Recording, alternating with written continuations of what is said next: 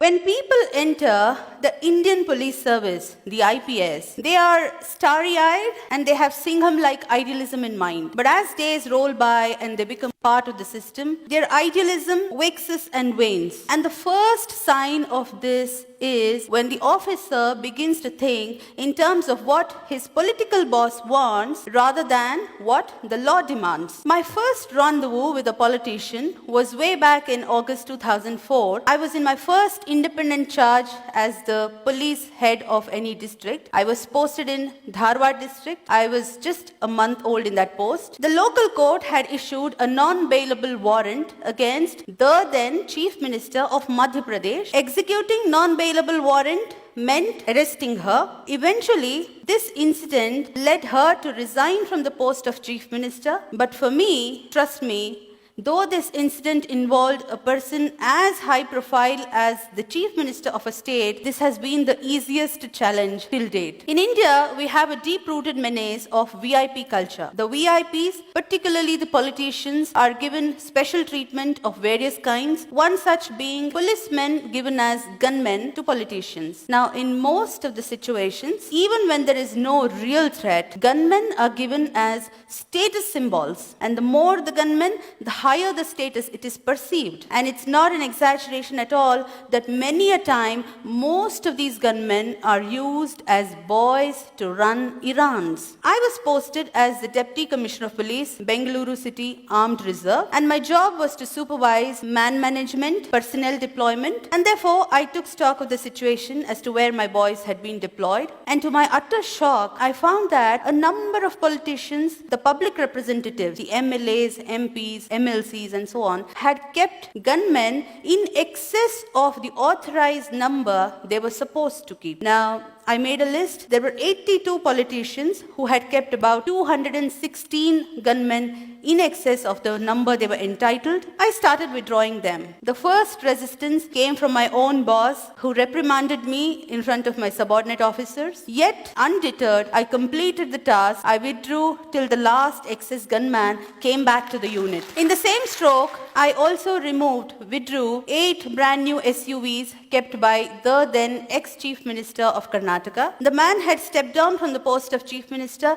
yet the vehicles had continued to be with him. I withdrew the vehicles, but I often wondered why my predecessors had not acted. What prevented them from setting things right? I later learned that these are called the dirty jobs. They are unpleasant tasks, inviting the wrath of the politicians, and nobody wants to do them. Not very long ago, I was posted as DIG Prisons, Bengaluru. I was there in that post for barely 17 working days, barring all the Sundays and holidays. And during that time, I witnessed similar special treatment being given to a convict. This convict was very powerful. She had been the close aide of the ex-Chief Minister of Tamil Nadu who died recently. The convict herself was slated to be the Chief Minister some time ago in that state. Now, the Supreme Court had convicted her under Corruption Act for possessing disproportionate assets beyond her known sources of income. Flouting the Honorable Supreme Court's orders, the jail officials had given special facilities to her as quid pro quo. So I reported this irregularity. And soon after this report, a number of people asked me, was your act a well thought out one or something done at the spur of the moment? Frankly speaking, I did not think of the consequences. There was no need to, because I was clear in my mind that I had acted in a manner most transparent and accountable, which every public servant is expected to. Now, after this report, I was slapped a defamation suit notice. So what is the take home? If you stir hornet's nest, be prepared for all kinds of oddities and notices. Now the law is very clear, rules are very clear. If a public representative is booked or named in the FIR as accused, be it the MLA or MLC or MP, he cannot claim it as his privilege. There can't be any privilege motion against the person who does it. Yet, unjustifiably, I was slapped the notice. I was made to appear before the privilege committee of the state legislature a number of times, and it dragged on for several years. And now, what is the take home?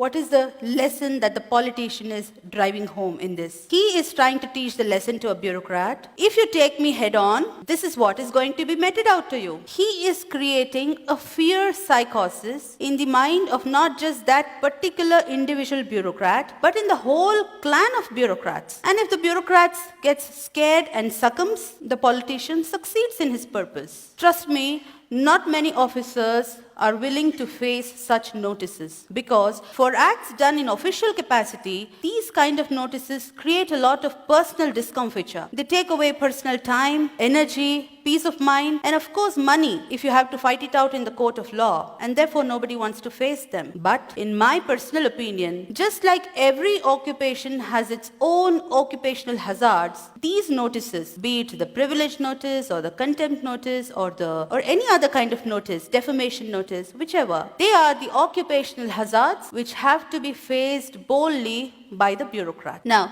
coming to the challenges that I faced as a woman in male-dominated police force, the peril is that the woman officer could be ignored, taken for granted, taken lightly. Her instructions can be thrown to air at times. I had one such shocking experience in Gadag district. In 2008, I was heading Gadag district police force. There was a powerful politician who had been a minister earlier. He addressed a gathering of his followers and made an inciting speech that made his followers to set ablaze on fire 3 government buses soon after his speech. Now, government buses mean public property bought out of taxpayers' money. I instructed my subordinate, the second in command of the rank of DYSP, to arrest the politician as he was prima facie guilty of abetment of the offense, and there was videographed evidence of his speech. Now, to my utter shock, not only my subordinate resisted, refused, but also kept on arguing relentlessly and kept lying to me that the politician had already left the town. I too did not budge. I had reached the police station in the morning and I kept sitting throughout the day. So it became evening, it became night. The clock struck 9 at night, 9:15, 9:30, 10. And finally, when the police staff saw that I'm not budging